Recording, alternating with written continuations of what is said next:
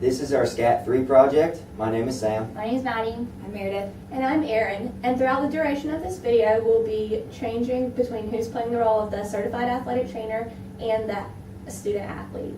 So what is the SCAT 3? The SCAT 3 stands for Sports Concussion Assessment Tool, the 3rd edition that was published in 2013. It's used to evaluate athletes 13 or older for a concussion. It consists of 8 sections, including the Glasgow-Coleman scale, the Maddox score, symptom evaluation, cognitive assessment, neck examination, balance examination, coordination examination, and delayed recall. The SCAT 3 is the most effective when compared to a baseline done at the beginning of the season. It's important to note that someone can pass the SCAT 3 and still have a concussion, so it's best used with your clinical judgment and evaluation of the athlete. So what is a concussion? A concussion is a disturbance in the brain function caused by direct or indirect forces applied to the head. Contrary to what some people believe, you do not have to lose consciousness or have a headache to have a concussion. A concussion results in a array of nonspecific signs and symptoms, such as headache, unsteadiness, confusion, or change in personality. Maddie, you alright? Yeah. Okay. I hit my head. How'd you hit your head? I fell and I hit my head on the ground. Why'd you fall? I was trying to do a cartwheel. A cartwheel, okay. So did you come straight down on your head or did you hit it on the side? It was kind of just on the side. Okay, like okay. that, yeah. Did you lose any consciousness? No, I didn't. Alright, let's see if you can sit up. Okay.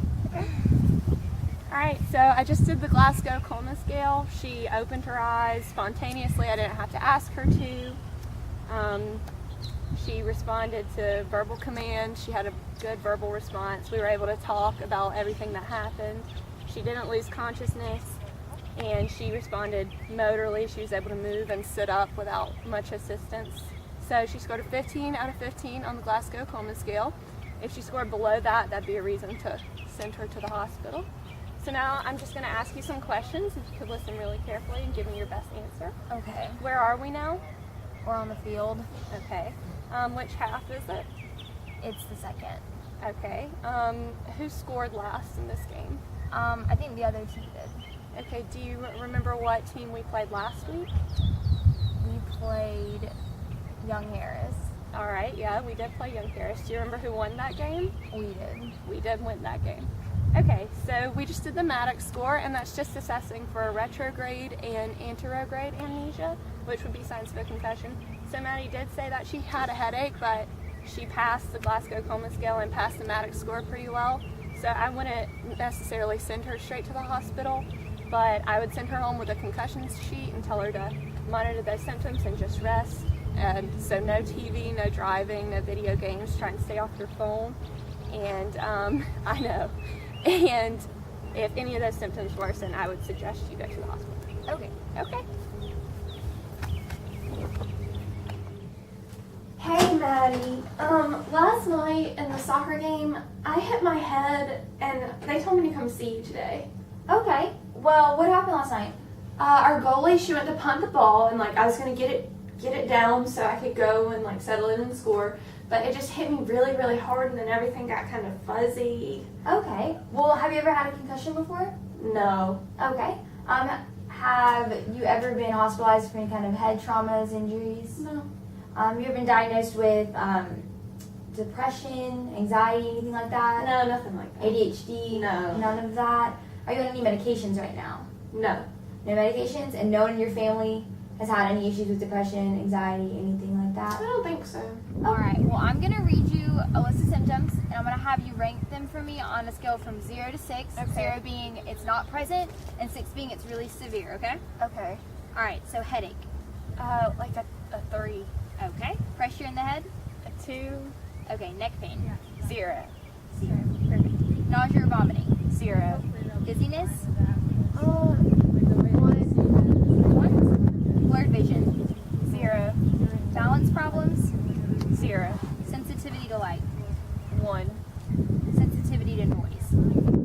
2. Feeling like you're kind of slowed down? 3. 3? Alright.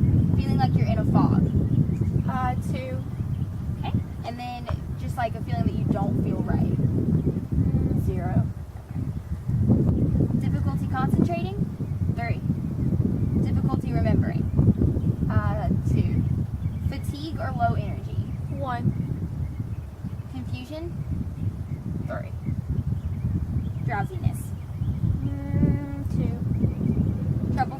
sleep? 0. Do you feel more emotional than usual? 0. Irritable? 2. Sadness? 0. And nervous or anxious? 0. And do any of these get worse with physical activity, like after you hit your head last night?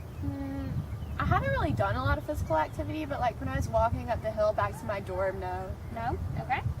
And do they get worse with mental activity, like when you're trying to do your homework, when you're watching TV? Yes. Yes, they do? Alright. Okay, so after looking at your scores, the max you can get for your total number of symptoms is 22. And so you had a 13 out of 22. Wow. So 13 of the 22 symptoms you're presenting with right now. As far as symptom severity goes, the total you could get is 132. And right now, you're only showing a 27 out of 32, which is good. And I mean, the way the whole chart's broken down, as you can see, is 0 is none, and then 1 to 2 means it's mild, which most of yours were. 3 to 4 being moderate, and 5 to 6 being very severe. Okay. Now we will be performing the cognitive assessment portion of the SCAT 3. Pretty much what the cognitive assessment portion of the SCAT 3 does is assess the cognitive and memorization skills of an athlete after a suspected concussion. There are 4 parts to this cognitive assessment, and I'll begin with the first one, which is the orientation test. So what I'm going to do now, I'm going to ask you some questions based on where we are right now. Are you ready? What month is it? October, What is the date today?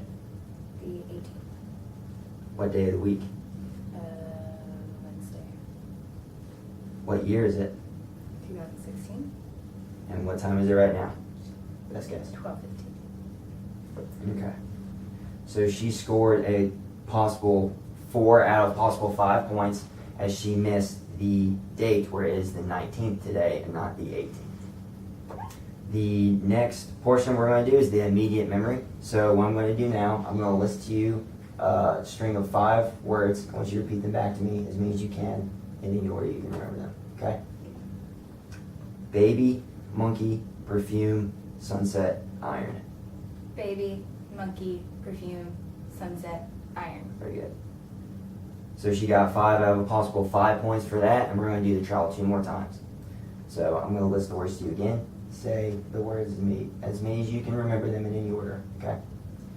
Baby, monkey, perfume, sunset, iron. Baby, monkey, perfume, sunset, iron. Very good. One more time. I'm going to list the words to you. Repeat back as many as you can remember in any order. Baby, monkey, perfume, sunset, iron. Baby, monkey, perfume, sunset, iron. Very good.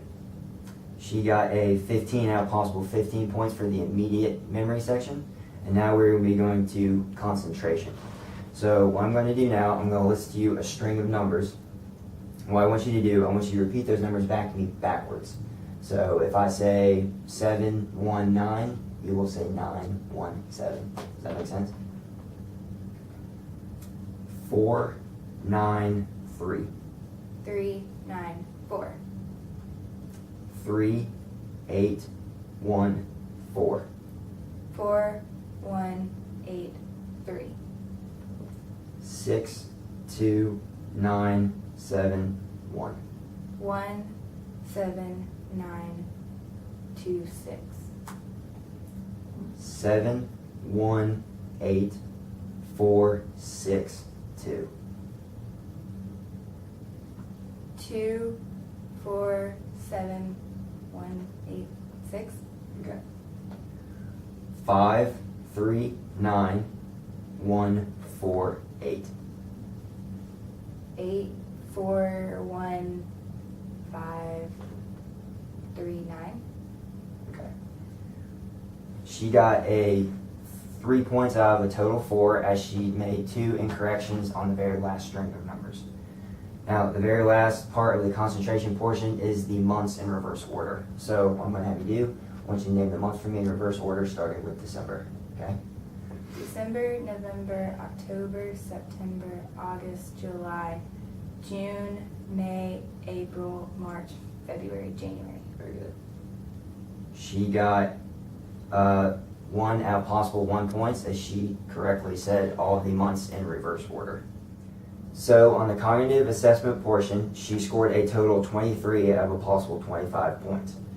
Now we will be moving on to the neck assessment. So pretty much what this does is I just check for any abnormalities or any abnormal findings to see if neck injury is a possibility. So what we're going to do first, we're going to do some range of motion exercises. So what I want you to do is bend your neck down. Good. Head up to the sky. Good. Twist your head this way. Good. Now the other way. And now right ear to right shoulder. Good. Left ear to left shoulder. Do you have any pain or tenderness with any of those? No? Good. No. So there are no abnormalities testing her range of motion exercises. Now what I'll be doing, I'll be palpating her C-spine or neck. And what I'll be doing, I'll be palpating her spinous process on her C-spine to see if there's any possible fractures or crepitus, etc. Anything right there? What about right there? No. What about right there? No. What about right there? No. What about right there? And right there? No. Good. She displayed no signs of pain, so there is no possible or no suspected neck injury. The last part we're going to do some neural assessments. So what we're going to do, I'm going to have you squeeze my fingers as hard as you can for me. Good. Now I want you to hold your arms out like this. I'm going to push you in. Don't let me push you in. Good. And then don't let me push you out. Very good. So she checks out on the neural.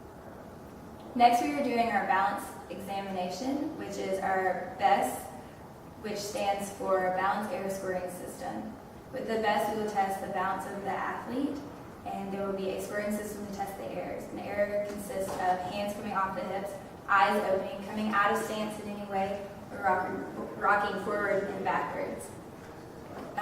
You can only have up to 10 errors for that stance. After 10 errors, you stop and move to the next one. So first, I will have you do the two-leg stance.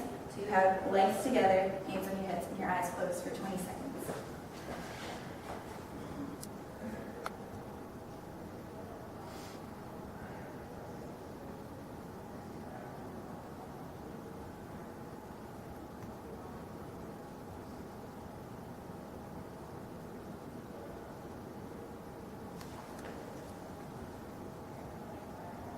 All right, stop.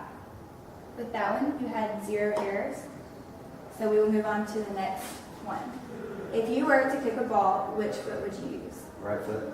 So the right is his dominant leg, so he will stand on his non-dominant leg with his leg up, hands on his hips, his eyes closed.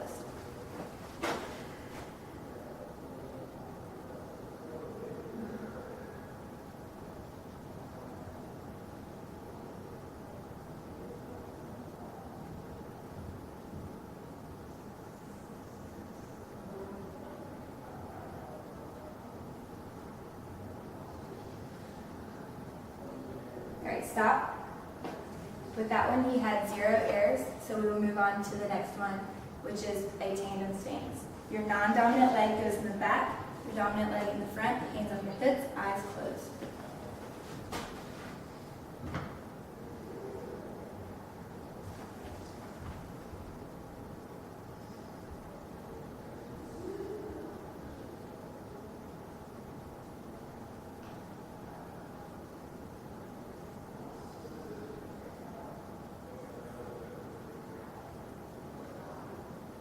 Right, stop. With that one, he had 0 errors, so you will score him accordingly. And then next, we're going to perform the coordination section. You will touch your nose and touch my finger and extend your elbow all the way, and you'll do it in under 4 seconds. All right, you ready?